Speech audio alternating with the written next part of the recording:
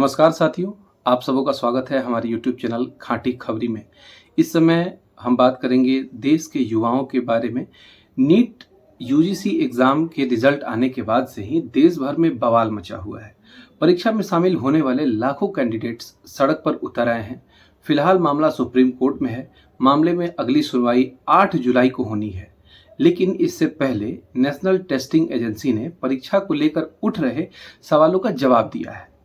National testing agency ने social media के platform x पर एक पोस्ट किया है जिसमें एग्जाम से जुड़े लगभग हर सवाल का जवाब दिया गया है।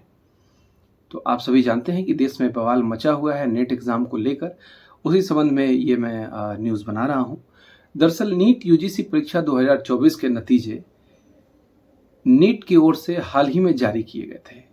इस एग्ज़ाम में 24 लाख से अधिक विद्यार्थियों ने भाग लिया था, जबकि एग्ज़ाम में करीब 13.61 लाख उम्मीदवार जो हैं उन्होंने सफलता पाई थी।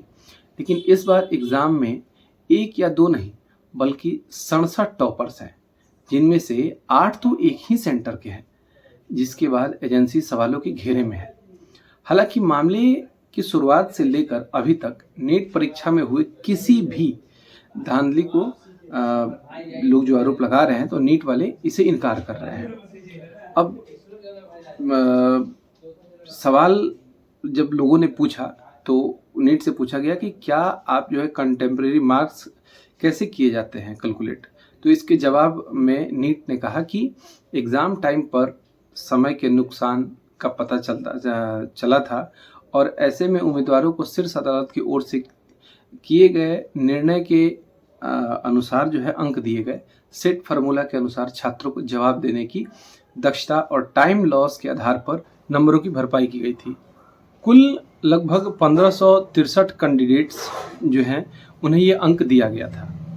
तो इस पर भी बात नहीं बनी और फिर आगे सवाल हुआ कि कैसे कैंडिडेट्स को 718 में 719 मार्क यूजीसी नेट में दिया गया, प्राप्त हुआ।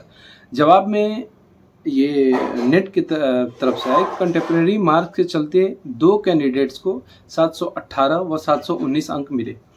अब सवाल है कि बिहार में रिसाव या गोधरा में पेपर लीक हुआ था क्या, ऐसा पूछा गया उनसे। तो इसके जवाब में उन्होंने दिया, रिपोर्ट्स में पाया गया कि परीक्षा में कोई भी पेपर लीक नहीं हुआ था, ये सिर्फ नकल के मामले थे, यानी नकल किया गया था। तो नीट के पास अपने सुरक्षा प्रोटोकॉल हैं, सभी प्रश्न पत्रों का हिसाब लगाया गया है, पटना पुलिस को जरूरी दस्तावेज उपलब्ध करा दिए गए हैं और नीट जांच में सहयोग कर भी रहा है। तो बात फिर आगे बढ़ी और फिर पूछा गया कि परीक्षा के समय गड़बड़ी रोकने के लिए नीट की तरफ से क्या क्या उपाय किए गए थे।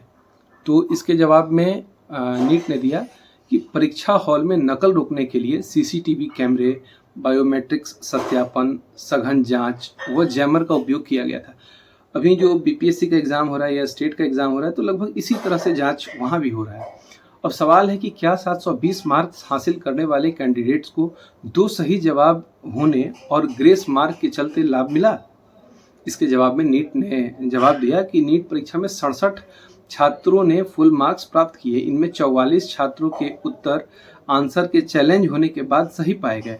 परीक्षा में एक प्रश्न के 2 सही उत्तर थे, इसलिए किसी भी एक उत्तर को चुनने वाले छात्र को बाद में अंक दे दिए गए। ऐसे में छात्रों को ग्रेस मार्क नहीं दिया है। ग्रेस मार्क केवल उन छात्रों को दिया गया है जिनका समय बर्बाद हुआ था। ठीक है साथियों, तो ये नीट को लेके हमारी खास पेशकश थी, खास ये न्यूज़ था। मैंने सोचा कि ये न्यूज़ आजकल लोगों के लिए ज़रूरी है, तो इसलिए मैं आप सबके बीच में लेके आया। और क्या आप भी नीट के बारे में सोच रहे हैं तैयारी करने का, या आप नीट को किस तरह से देख रहे हैं, प्लीज़ कमेंट करके हमें बताइए। और वीडियो देखने के लिए बहुत बहुत धन्यवाद। मेरा यूट्यूब चैनल ये नया है तो कृपया अपना आशीर्वाद दें और हमारे वीडियो को लाइक करें, कमेंट करें, सब्सक्राइब करें मेरे चैनल को। Thank you.